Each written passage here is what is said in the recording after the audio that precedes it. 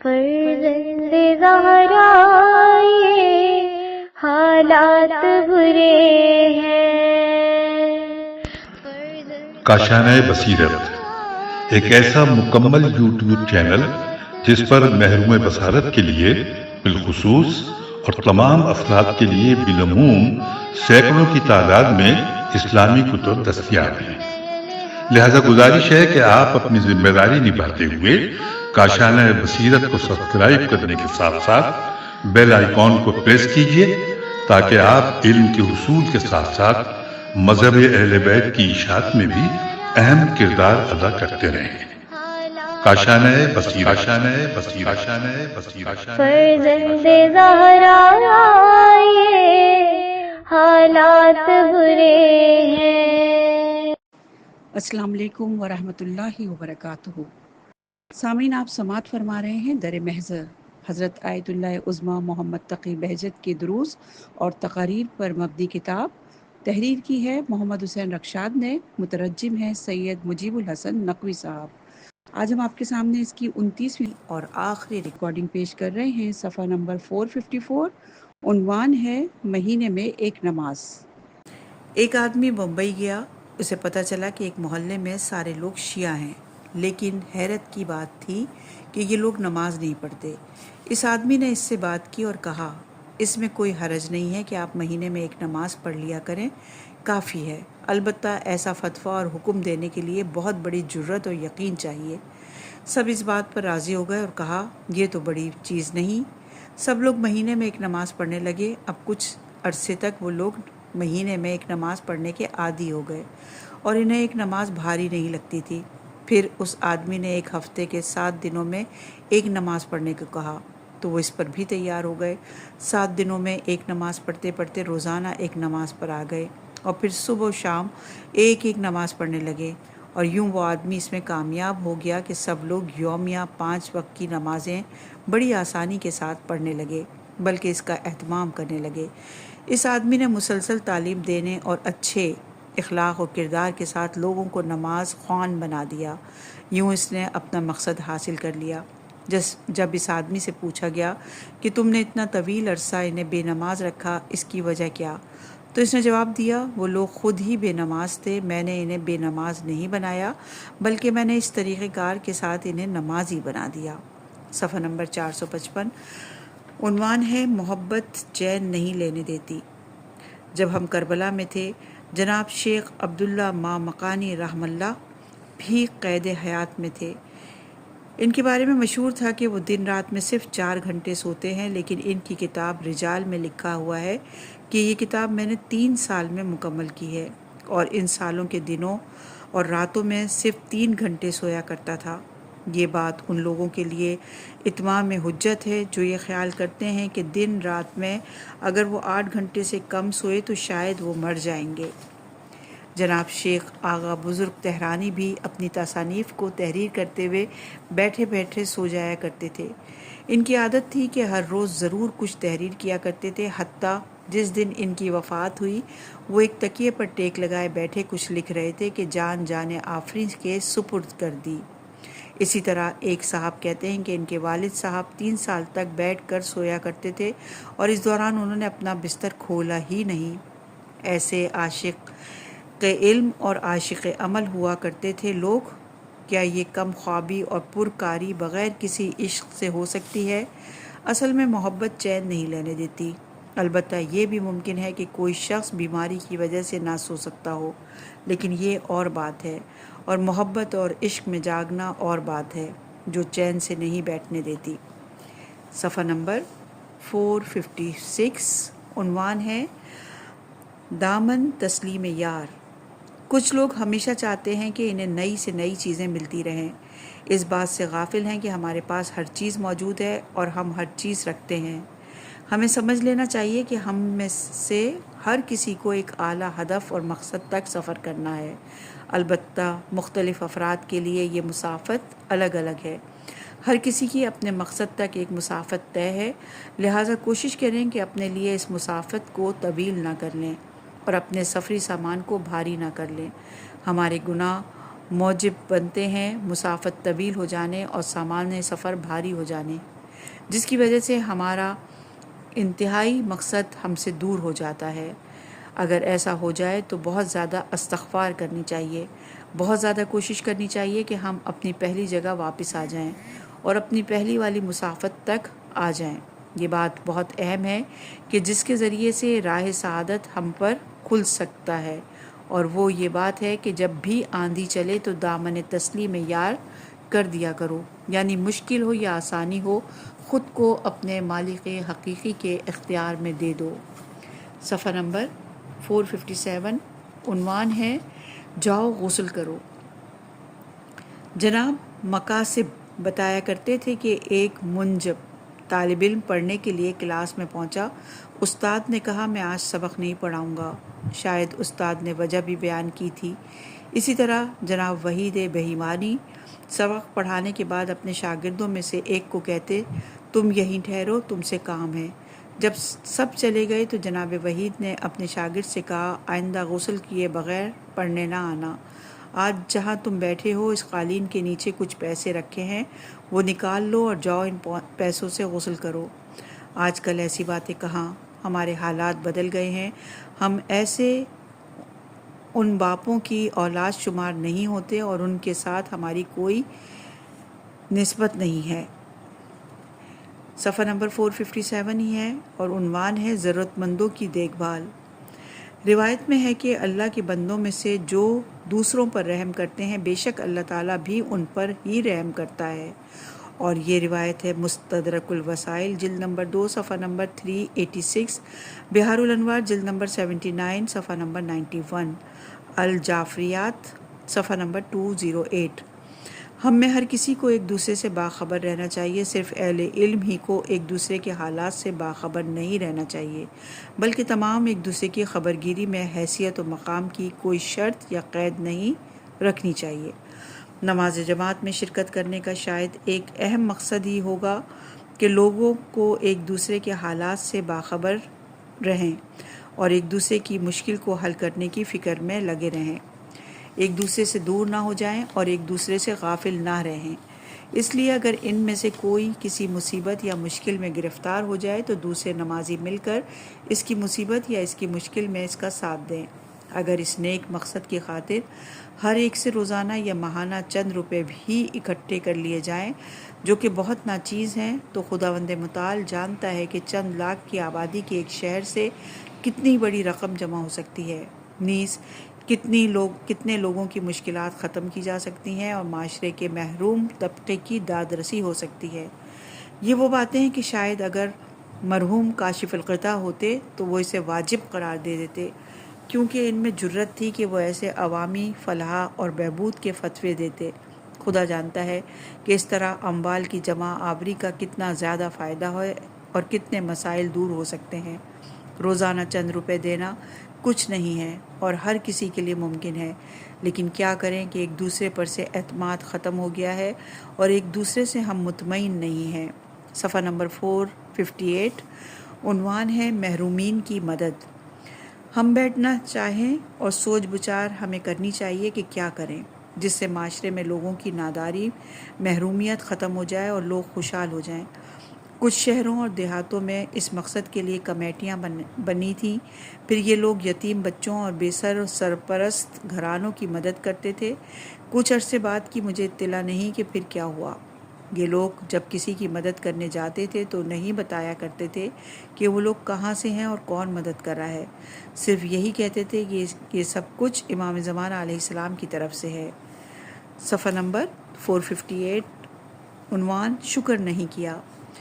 ہماری اس قدر زیادہ مصیبتیں اور ہر طرف سے مشکلات ناشکری اور کفران نعمت کی وجہ سے ہیں، اس لیے کہ پروردگار عالم کا ارشاد ہے سورہ ابراہیم کی آیت نمبر 7 میں، اور اگر کفران نعمت کرو گے تو ہمارا عذاب بھی بہت سخت ہے، اگر شکر ادا کرو گے تو یقیناً تمہارے لیے نعمتوں میں اضافہ کر دوں گا، اور اگر ناشکری کرو گے تو آگاہ رہو کہ میرا عذاب بہت سخت اور شدید ہے۔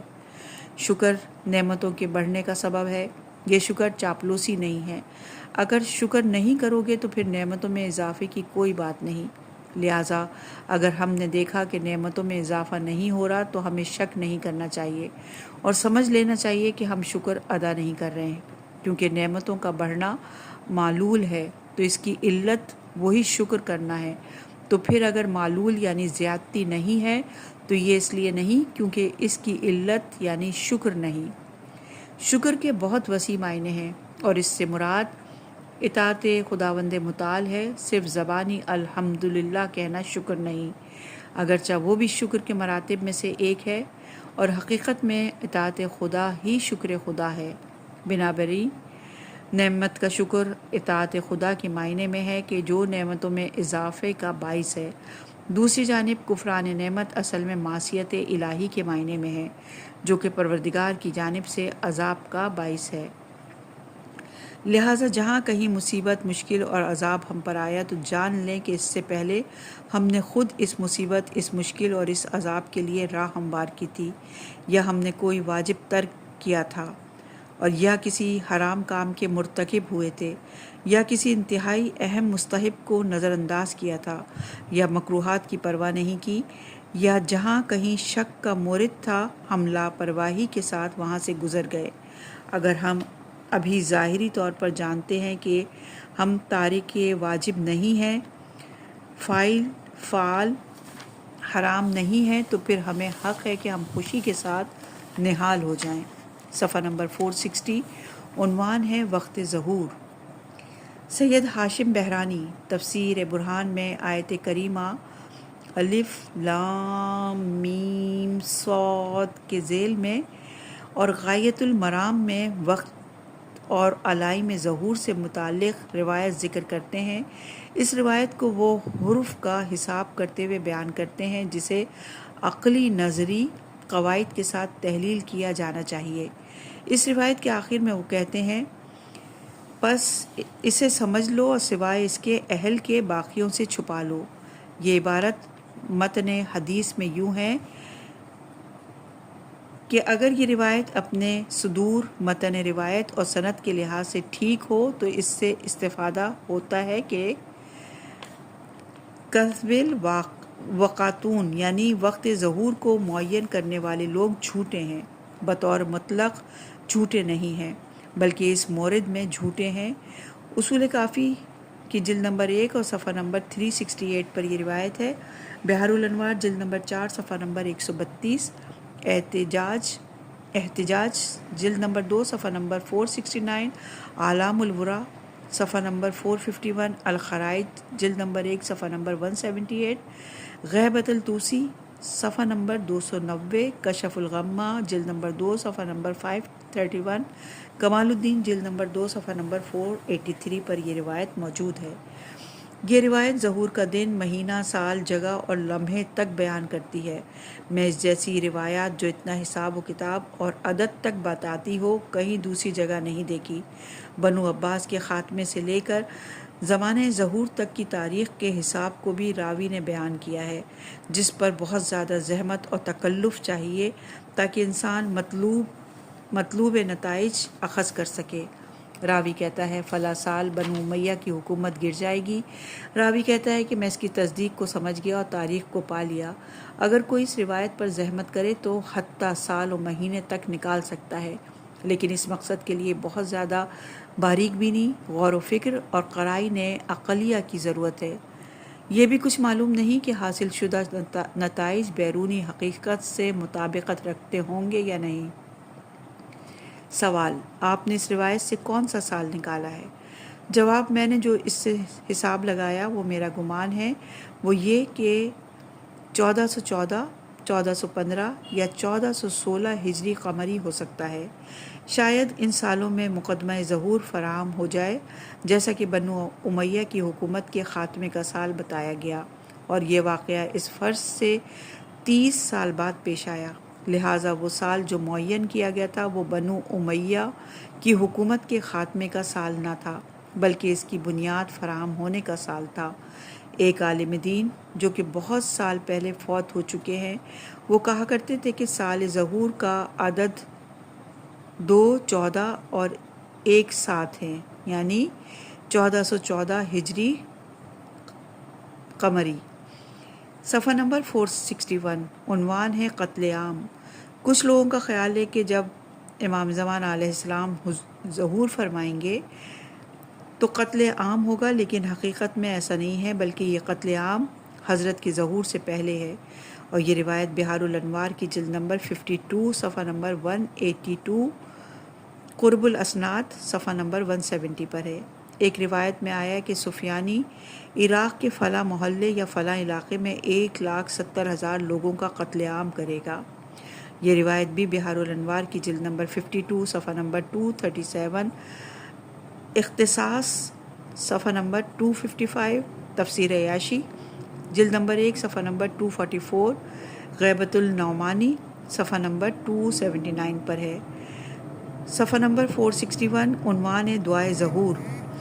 ہمارا خیال تھا کہ تعجیل ظہور امام علیہ السلام کے لیے دعا کرنے والے کے لیے ضروری ہے کہ وہ خود شقی نہ ہو، یعنی وہ ظلم نہ کرتا ہو، لیکن ایسا نہیں ہے، اس لیے کہ حضرت غائب علیہ السلام ظہور کریں تو کیا انسان شقافت یعنی دل کی سختی سے باہر آ جائے گا؟ لیکن حضرت کا ظہور مومنین کے لیے کشائش قرار پائے گا۔ جب انسان خود ہی پانی اور کیچڑ میں ڈوب جائے تو ساری دنیا پر پانی آ جائے تو کیا وہ نجات پالے گا؟ جب حضرت ظہور فرمائیں گے تو پوچھیں گے اس آشکارا کام کو کیوں انجام دیا؟ نہیں معلوم پوشیدہ کاموں کے بارے میں بھی پوچھیں گے۔ صفحہ نمبر 462 عنوان ہے حجاب دیدار۔ کہاں چلے گئے وہ لوگ جو حضرت صاحب الزماں علیہ السلام کے ساتھ رابطہ رکھتے تھے؟ ہم نے خود کو بیچارہ کر لیا اور ہم نے اپنا رابطہ کاٹ لیا۔ ہم جیسے خالی ہیں، ہمارے پاس کچھ نہیں ہے۔ کیا وہ لوگ ہم سے زیادہ غریب و فقیر تھے؟ آپ کچھ بھی کہیں، کیا حضرت علیہ السلام تک ہماری دسترسی نہیں ہے؟ کیا آپ کہیں گے کہ نہیں، جبکہ ہماری حضرت علیہ السلام تک دسترسی ہے؟ اس لیے کہ کیا آپ انجام میں واجبات اور ترک محرمات کے لیے مکلف نہیں ہیں؟ اگر آپ واجبات کو انجام دیں اور محرمات سے بچیں تو یہی بات امام زمانہ علیہ السلام کی خوشنودی کے لیے کافی ہے، اس لیے کہ لوگوں میں سب سے زیادہ پرہیزگار وہ ہے جو حرام سے پرہیز کرے، اور یہ روایت کافی جلد نمبر 2 صفحہ نمبر 77، من لا یحذر فقی جلد نمبر 4 صفحہ نمبر 358، وسائل شیعہ جلد نمبر 15 صفحہ نمبر 245 پر ہے۔ حقیقت یہ ہے کہ واجبات کو ترک کرنا، محرمات کو انجام دینا ہی ہمارے لیے حجاب دیدار یار ہے۔ ہمارے گناہ ہی ہیں جو ہمیں حضرت علیہ السلام کی زیارت اور شرف ملاقات سے محروم کیے ہوئے ہیں۔ صفحہ نمبر 462 عنوان ہے کیا ہو جاتا اگر۔ کتنی ہمارے لیے محرومیت بے بسی ہے کہ ہم ایک مسئلے کو سمجھنے کی خاطر 40 دن سبق پڑھتے ہیں، پھر کہیں مطلب سمجھ آتا ہے۔ ایک صاحب چھٹیوں میں 16 دن تک درس کا مباحثہ کرتے رہے، پھر یہ مباحثہ 1 مہینے تک طویل ہو گیا، لیکن آخر میں اس مسئلے پر احتیاط تک پہنچے اور یقینی حکم کا استخراج نہ کر سکے۔ اتنے دن بحث کرنے اور مطالعہ کرنے کے باوجود فتویٰ نہ دے سکے۔ کیا ہو جاتا اگر ہم کسی کو رکھتے ہوتے کہ جو حقائق اور شریعت سے آگاہ ہوتا اور اس کے فیض حضور کو بھی درک کر سکتے، جو کم ترین وقت میں ہمیں احکام کی تعلیم دیتا، کبھی یہ نہ کہتا کہ نہیں جانتا، یا یہ کہ ایسا ہے یا نہیں ہے۔ احتیاط کریں، تعلیم اور حصول معرفت میں اتنی دربادری، سرگردانی، حیرت اور وقت صرف کرنے کی بجائے ہم براہ راست عمل کرتے اور اعمال کو انجام دینے میں لگ جاتے، خدا کی معرفت جس کی خاطر ہم خلق ہوئے ہیں اس تک پہنچ جاتے۔ ہائے، ہم نے وہ ستم کر دیا کہ جس کی بنا پر ہم نے خود کو منبع فیض و رحمت اور نور و حکمت کے چشموں سے محروم کر لیا۔ ہم نے پہلے دن سے لے کر آج تک اطرت کو ایک طرف کر دیا، اور ہم ان کی پیروی نہیں کرنا چاہتے تھے اور ہم ان کے راستے پر نہیں چلنا چاہتے۔ صفحہ نمبر 463 عنوان ہے ہمارے دردوں کا علاج۔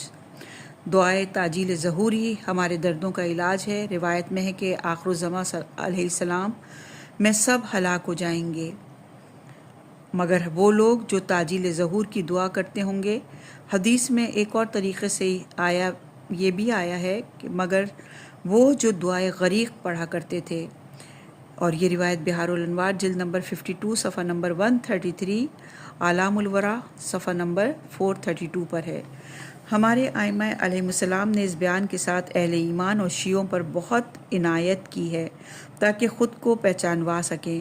یہ ان کے لیے علامت ہے، یعنی اگر ہم برائے تعجیل ظہور دعا کرتے ہیں تو اس کا مطلب یہ ہے کہ ابھی تک ہمارا ایمان باقی ہے۔ بعض دوسرے عجیب و غریب احکامات بھی دیے ہیں، اس لیے کہ آخری زمانے میں اہل ایمان کے لیے مشکلات بہت سخت ہو جائیں گی۔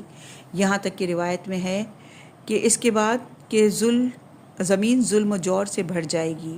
یہ روایت بہار الانوار جلد نمبر 3 صفحہ نمبر 80، طرائف جلد نمبر 1 صفحہ نمبر 177 پر ہے۔ شاید روایت میں ہے کہ زیادہ تر وہ لوگ جو آن حضرت کی امامت کے قائل ہوں گے امام کا انکار کر دیں گے، اس لیے یعنی امام علیہ السلام کے پلٹنے کے بعد آپ علیہ السلام کی امامت کے اکثر قائل آپ علیہ السلام کے خلاف قیام کریں گے۔ یہ روایت بہار الانوار جلد نمبر 51 صفحہ نمبر 30 اور 157 پر موجود ہے۔ الخرائج میں جلد نمبر 3 صفحہ نمبر 1171 پر ہے۔ علماء فرماتے ہیں کہ آخری زمانے میں دعائے تعجیل ظہور ہی دعائے تثبیت دین ہے، لہٰذا اسے کثرت سے پڑھو اور ساتھ میں یہ دعا بھی پڑھو، یا اللہ یا رحمان یا رحیم یا مقلب القلوب ثبت قلبی علی دینک۔ اے اللہ، اے رحمان، اے رحیم، بہت زیادہ مہربانی اور لطف کرنے والے، اے دلوں کو موڑنے والے، دلوں کو زیر ورد کرنے والے، میرے دل کو اپنے دین پر ثابت قدم فرما، آمین الہی آمین۔ اور یہ روایت بہار الانوار جلد نمبر 52 صفحہ نمبر 148، اعلام الورا صفحہ نمبر 432، کمال الدین جلد نمبر 2 صفحہ نمبر 351 میں ہے۔ یعنی ایمان کا وہ درجہ جو تم نے مجھ پر احسان فرمایا ہے اسے محفوظ فرما۔ اس سے مراد یہ نہیں کہ معمولی کم علم مسلمان ہوں اور اسی پر باقی رہیں۔ تثبیت در دین کا مطلب یہ نہیں۔ یہ توسل، عزاداری، سوگواری، اہل بیت علیہ السلام کی زیارت قبور سب اس بات کی علامت ہیں کہ اہل ایمان ان کے ساتھ جڑے ہوئے ہیں اور ابھی تک ان سے منحرف نہیں ہوئے۔ یہی وجہ تھی کہ کافر اور ان کے گماشتوں کو حکم تھا کہ مسلمانوں اور قرآن کے درمیان فاصلہ ڈال دیا جائے، یہاں تک کہ مسلمان اور مساجد، عبادت گاہوں، مجالس عزا اور خطیب و ممبر کے درمیان فاصلہ ڈال دیا جائے، اس لیے کہ یہ سب کچھ سلاطین نے جور کے خلاف تھا۔ لہٰذا قبور ائمہ و اہل بیت اطہار علیہ السلام کو منہدم کرنے کا حکم دیا گیا، مجالس عزا اور عزاداری کو روکنے کا حکم دیا گیا۔ ماہ شوال کی 8 تاریخ جو کہ انہدام جنت البقیع، انہدام قبور ائمہ علیہ السلام بقیع کا دن ہے، اصولی طور پر حوضہ علمیہ نجف کی چھٹی کا دن تھا، لیکن وقت کے ساتھ ساتھ ہم اس بات کے عادی ہو گئے اور اب یہ بات ہمارے لیے بس ایک واقعہ ہے۔ صفحہ نمبر 465، عنوان ہے فیض ظہور۔ اگرچہ حضرت حجت اجل تعالیٰ فرجہ شریف ہم سے غائب ہیں اور ہم آپ علیہ السلام کے فیض حضور سے محروم ہیں، لیکن ہم حضرت علیہ السلام کو خوش کرنے والے یا ناراض کرنے والے اعمال کے بارے میں جانتے ہیں، حضرت علیہ السلام کے راہ و رسم کو پہچانتے ہیں۔ ہم یہ بھی جانتے ہیں کہ ہمارے اعمال کے ساتھ حضرت علیہ السلام وہ بزرگوار خوشنود ہیں یا نہیں ہیں، اور ہم آپ علیہ السلام کی خدمت میں سلام بھی پہنچاتے ہیں، خواہ کمزور و ضعیف سلام ہی صحیح۔ اب ہم امام زمانہ علیہ السلام کو اپنے اعمال کے ساتھ خوش کریں یا ناپسند اعمال انجام دے کر انہیں خود سے ناراضی کر لیں، یہ ہمارے اوپر ہے۔ جبکہ ہم حضرت علیہ السلام کا مال بھی مصرف کر رہے ہیں، سہم امام کی صورت میں نہ دیکھا گیا ہے اور نہ سنا گیا ہے کہ امام علیہ السلام نے ہمارے اس تصرف پر کبھی اعتراض کیا ہو، کبھی افسوس کا اظہار کیا ہو یا کبھی اس کے خلاف کوئی عمل انجام دیا ہو۔ گویا ہم حضرت علیہ السلام کے مال کو ان کا مال نہیں سمجھتے، اپنا مال سمجھ کر کھا جاتے ہیں، اور گویا حضرت علیہ السلام بھی اپنے مال کو اپنا تصور نہیں کرتے، جس کی وجہ سے ہم پر کبھی اعتراض نہیں کیا۔ صفحہ نمبر 465، عنوان ہے حدیث قصہ۔ ایک آدمی کہتا ہے کہ اسے حدیث قصہ کا ایک ایسا نسخہ ملا جس میں کچھ شرائط لکھی ہیں، جن میں سے ایک یہ ہے کہ جہاں حدیث قصہ پڑھی جائے وہاں اگربتی روشن کی جائے۔ جب وہاں حدیث قصہ پڑھی جائے گی تو حضرت حجت علیہ السلام اور انوار خمسہ طیبہ بھی اس محفل میں شرکت کرتے ہیں۔ یہ واقعہ بیان کرنے والا آدمی اب 1 سال ہو گیا کہ فوت ہو گیا ہے۔ کیا ہمیں خدا کی طرف توجہ کرنے کے لیے اس کے سفیر و ولی کے ساتھ متوسل نہیں ہونا چاہیے؟ صفحہ نمبر 466 عنوان ہے ظلم و ستم کا سایہ۔ حضرت حجت علیہ السلام کے ظہور سے پہلے جو خون بہائے جائیں گے، جو خونریز واقعات رونما ہوں گے، ان سے معلوم ہوتا ہے کہ حضرت علیہ السلام کا ظہور اس میں رکاوٹ بن جائے گا، کیونکہ سب افراد چاہتے ہوئے یا نہ چاہتے ہوئے حضرت علیہ السلام کے تابع ہو جائیں گے۔ نیز یہ بھی معلوم ہوتا ہے کہ اس قدر خونریزی ہوگی کہ ہر کسی کو اس کی خبر ہو جائے گی اور لوگ اس سے تنگ ہوں گے۔ زمین ظلم و جور سے بھر جائے گی، اور یہ روایت بحار الانوار جلد نمبر 3 صفحہ نمبر 80 پر موجود ہے۔ اہل زمین جہاں کہیں ہوں گے اس بات کو محسوس کریں گے کہ جیسے ظلم و ستم کے کالے بادل ان کے سر پر منڈلا رہے ہیں۔ ساری دنیا والے حتیٰ کافر بھی ظلم و ستم کی وجہ سے پیدا ہونے والے نفسیاتی دباؤ کا شکار ہوں گے، اور اس صورتحال سے نجات کی خاطر کسی نجات دہندہ کا انتظار کر رہے ہوں گے، کسی مصلح کا شدت سے انتظار کریں گے تاکہ وہ آئے اور دنیا کے بگاڑ کی اصلاح کرے۔ ہمارے ائمہ علیہ السلام نے روایت کے ذریعے ہمیں مطلع کیا کہ بہت سے اہل ایمان اور باعقیدہ لوگ شدید مشکلات کی وجہ سے پلٹ جائیں گے، اس لیے کہ یعنی امام علیہ السلام کے پلٹنے کے بعد آپ علیہ السلام کی امامت کے اکثر قائل آپ علیہ السلام کے خلاف قیام کریں گے۔ یہ روایت بحار الانوار جلد نمبر 51 صفحہ نمبر 157 اور 30 پر ہے۔ اعلام الورا صفحہ نمبر 436 پر بھی ہے۔ خدا کرے اس وقت تک ہمارا ایمان باقی رہے، آمین۔ ورنہ ظہور بھی اگر قریب ہوا اور ہمارا ایمان زائل ہو گیا تو ہمیں حضرت علیہ السلام کے ظہور سے کیا لینا دینا، اور حضرت علیہ السلام کو ہم سے کیا لینا دینا۔ حضرت استاد ایک دوسری جگہ فرماتے ہیں مومن کے لیے دین اور ایمان میں ثابت قدم رہنا اور حضرت کے ظہور تک صراط مستقیم پر باقی رہنا حضرت علیہ السلام کے ظہور سے زیادہ اہم ہے۔ صفحہ نمبر 467 عنوان ہے مصیبت کے وقت تضرع۔ پروردگار عالم مشکلات اور مصائب کو بغیر کسی مصلحت اور بغیر کسی معیار کے نہیں بھیجتا، اور ان سے دوری اور انہیں دور کرنے کی خاطر دعا ضروری ہے۔ خداوند سبحان فرماتا ہے سورہ انعام کی آیت نمبر 43 میں، پھر ان سختیوں کے بعد انہوں نے کیوں فریاد نہیں کی؟ پروردگار عالم کا ارشاد گرامی ہے کہ کاش اس وقت جب ہماری طرف سے ان پر سختی آئی تھی یہ لوگ تضرع اور زاری کرتے، یعنی باس سختی اور دباؤ یا باس ہمارا تھا، ہماری طرف سے تھا، ہم اسے تمہارے لیے تمہاری طرف نازل کرتے ہیں تاکہ تم ہماری بارگاہ میں تضرع کرو اور ہماری طرف آ جاؤ، ہم سے درخواست کرو اور دعا کرو، تم کیوں ایسے نہیں ہو؟ صفحہ نمبر 467 عنوان ہے دعا اور توبہ۔ سوال ایسا کیوں ہوتا ہے کہ ہم اس قدر دعائیں کرتے ہیں لیکن ہماری دعائیں مستجاب نہیں ہوتی، اور پھر ملائکہ کہتے ہیں کہ تم دعا کیوں نہیں کرتے؟ جواب، اس لیے کہ استجابت دعا کی شرط تو توبہ ہے، لہٰذا ملائکہ کہتے ہیں کہ اس مشروط دعا کو اس شرط یعنی توبہ کے ساتھ انجام کیوں نہیں دیتے تاکہ تمہاری دعا مستجاب ہو جائے؟ کیوں دعائے تائب اور توبہ کے ہمراہ دعا نہیں کرتے؟ صفحہ نمبر 468 عنوان توبہ شرط نہیں۔ اس میں فرق ہے، ایک مرتبہ یوں سرکشی کے ساتھ خدا کو پکارتے ہوئے کہیں ہم توبہ نہیں کریں گے لیکن تم سے ہم جو چاہتے ہیں وہ ہمیں دے دو، یہ چیز عبودیت و بندگی کے خلاف ہے۔ دوسری جانب ہم کہیں خدایا ہم حقیقی توبہ نہیں کر سکتے لیکن ان مصائب کو برداشت کرنے کی سخت بھی نہیں رکھتے، تجھ سے درخواست کرتے ہیں کہ ان مصائب کو ہم سے دور فرما۔ ہم گناہ گار ہیں اور اپنے گناہوں کا اقرار کرتے ہیں، ہم سے توبہ نہیں کی جاتی اور ہماری حقیقی توبہ بھی ہمیشہ کے لیے نہیں رہتی۔ یقیناً منکر اور سرکش اور متنفر اور متعارف اور شرمندہ انسان میں واضح طور پر فرق ہے، کیونکہ اس طرح درخواست کرنا و اجابت اور خداوند متعال کی طرف سے عطا ہونا اس کا فضل ہے، شرط و مشروط کے باب سے ہٹ کر ہے۔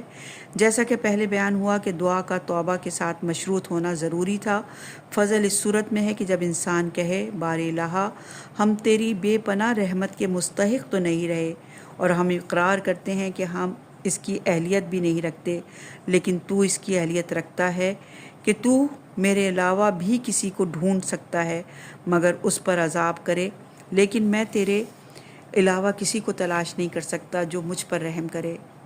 صفحہ نمبر یہ روایت بہار الانوار جلد نمبر 95 صفحہ نمبر 236، اقبال الاعمال صفحہ نمبر 366 پر ہے۔ صفحہ نمبر 469 عنوان ہے نور میں غرق۔ ماہ شعبان میں جو دعائیں وارد ہوئی ہیں ماہ رجب المرجب کی دعاؤں سے کم تر نہیں۔ اہل بیت علیہ السلام کی جانب سے ماثورہ دعائیں کی اتنی تعداد کو دیکھتے ہوئے ہم شیعہ کو نور میں غرق دیکھتے ہیں۔ صفحہ نمبر 469 عنوان ہے وَالذِّکْرُ اللَّهِ الْأَکْبَرُ۔ اس آیہ شریفہ میں سورہ عنکبوت کی آیت نمبر 45 ارشاد ہوتا ہے نماز ہر برائی اور بدکاری سے روکنے والی ہے اور اللہ کا ذکر بہت بڑی شے ہے۔ جملہ تنہی عن الفحاشا اشارہ ہے تخلیہ یعنی تنہائی اور خلوت کی طرف، جبکہ یہ عبارت ہے کہ وَالذِّکْرُ اللَّهِ الْأَکْبَرُ یعنی بندے کا خدا کو یاد کرنا، اور یہ اشارہ ہے تحلیہ یعنی تجزیے کی جانب، اور روایت میں ہے کہ عبد کا ذکر اللہ کرنا اس سے بڑا ہے جو کوئی غیر کرتا ہے، یا کسی غیر کا ذکر کرنے سے خدا کا ذکر کرنا بہتر ہے۔ کسی غیر کا ذکر کرنے سے خدا کا ذکر کرنا بہتر ہے۔ صفحہ نمبر 470 شروع ہو گیا ہے، یہاں اسی کو کنٹینیو کر رہے ہیں۔ یہاں مصدر فاعل کے ساتھ اضافہ ہوا ہے، یعنی بندے کا خدا کو یاد کرنا کسی دوسرے ذکر سے بہتر ہے یا کسی دوسرے کا ذکر کرنے سے بہتر ہے۔ امام باقر علیہ السلام نے اس آیت وَالذِّکْرُ اللَّهُ الْأَکْبَرُ کے بارے میں منقول ہے کہ خدا کا نمازیوں کو یاد کرنا ان کا خدا کو یاد کرنے سے بڑھ کر، کیا تم نہیں دیکھتے کہ وہ فرماتا ہے کہ پس مجھے یاد کرو میں تمہیں یاد کروں گا۔ بعض روایت میں ذکر اللہ ذکر ناس کے مقابلے میں آیا ہے، یعنی ذکر اللہ الاکبر من ذکر الناس، یاد خدا لوگوں کو یاد کرنے سے بڑھ کر ہے۔ اس بنا پر جو کوئی لوگوں کو یاد کرے، ان سے ڈرے یا انہیں دوست رکھتا ہو یا ان کی طرف پناہ حاصل کرے یا ان سے فرار اختیار کرے، وہ یاد خدا میں نہیں ہے۔ نماز اور عبادات میں ذکر اللہ و توجہ بخدا کی طرف تاکید نہیں، بلکہ اس کے غیر کی طرف توجہ نہ کرنے کی تاکید ہے۔ اس لیے بندہ اگر غیر خدا سے اپنا تعلق توڑ دے، اپنا رابطہ ختم کر دے، تو پھر اس کا خدا کے ساتھ رابطہ یقینی ہو جاتا ہے۔ یہ بھی ممکن ہے کہ آیت وَالذِّکْرُ اللَّهِ الْأَکْبَرُ آیات انفسی میں اشارہ با تعرض ہے۔ یہاں اس حدیث میں یعنی تمہارا پروردگار تمہاری زندگی کے ایام میں تمہارے لیے نفحات رکھتا ہے، آگاہ رہو کہ اس کی طرف رخ کرو اور اس کی طرف سے منہ نہ موڑنا۔ یہ روایت بہار الانوار جلد نمبر 68 صفحہ نمبر 231، تفسیر امام حسن عسکری علیہ السلام صفحہ نمبر 179 پر ہے۔ وَفِي أَنفُسِهِمْ اور خود ان کے نفس کے اندر، سورہ فصلت کی آیت نمبر 53۔ اس کی طرف اشارہ ہو سکتا ہے جس کے مقابل میں آیات آفاقی ہیں۔ سورہ فصلت آیت نمبر 53 فی الآفاق تمام اطراف عالم میں، ان آیات کے مقابل میں وجود غیبی واجب پر وجود غیبی واجب پر استدلال کرنے کی خاطر ذکر کیا گیا ہوگا۔ البتہ وجود نفس بھی آیات آفاقی اور موجودات خارجی میں سے ہے، جیسے سورج، چاند، بادل، بارش، ستارے، زمین اور آسمان۔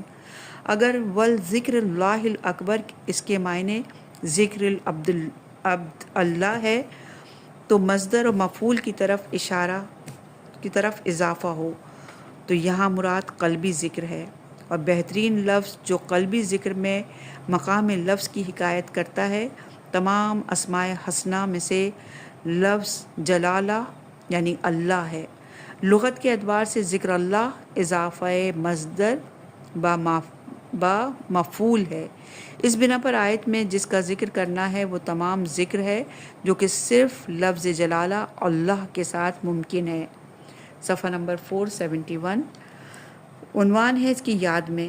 ذکر اللہ میں یاد خدا کو اہل ہی سمجھتے ہیں، اس میں کیا کچھ ہوتا ہے، یہاں تک کہ وہ خود سے خود تک کا سفر کرتا ہے، اور پھر وہ اس کی یاد میں ایسا ہو جاتا ہے کہ وہی ہو جاتا، جیسا کہ خداوند سبحان نے فرمایا سورہ قصص کی آیت نمبر 88 میں، ہر چیز سوائے اس کے چہرے، اس کی ذات یا اسماء اور صفات کے ما سوا ہلاک ہونے والی ہے۔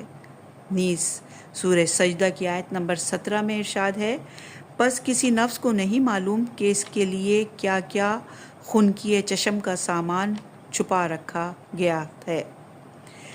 اور آیت شریفہ یعنی سورہ رات کی آیت نمبر 28 میں ارشاد ہوتا ہے، آگاہ ہو جاؤ کہ اطمینان یاد خدا سے ہی حاصل ہوتا ہے۔ اس آیت میں حسر اور تقادم اور تخافر کو مد نظر رکھتے ہوئے دلوں کے لیے سبب اطمینان منحصر ہے صرف اور صرف یاد خدا میں۔ یہاں پر خدا کا مخصوص اسم اللہ ذکر ہوا ہے۔ عجیب آیت ہے، اس میں جامعیت بھی پائی جاتی ہے اور معنیت بھی پائی جاتی ہے۔ اس بنا پر ہم لوگ جن کے دلوں کو اطمینان حاصل نہیں ہے کہہ سکتے ہیں کہ ہم ذاکر ہیں۔ کیا ہو سکتا ہے کہ تمام بزرگان اور علماء ایسے مطالب کو بیان کرنے میں غلطی پر ہوں؟ کیا امور تکوینیہ میں عقلاء کی جانب سے اس قدر غلطی ممکن ہے؟ کیا کوئی عقل مند حمام میں کپڑے اتارنے کی بجائے مسجد میں جا کپڑے اتارے، یا مسجد کے بجائے حمام میں نماز ادا کرنے لگے؟ وہی تو کہے بہت اچھی چائے ہے، نہیں، دہی کو کہے بہت اچھی چائے ہے، اور چائے کو کہے کہ کیا میٹھا دہی ہے۔ کیا ممکن ہے کہ امور تکوینیہ میں عقلاء کی جانب سے ایسی غلطیاں سرزد ہو جائیں؟ اگر ایسا ممکن نہیں ہے تو پھر وہ لوگ جو اپنے مشاہدات اور معرفت اور شہود کے درجات کا دعویٰ کرتے ہیں وہ بھی خطا اور غلط نہیں بلکہ حقیقت ہے۔ ہم جو ان کے روحانی اور معنوی حالات اور مشاہدات سے محروم ہیں، ہمیں ان کا منکر نہیں ہونا چاہیے۔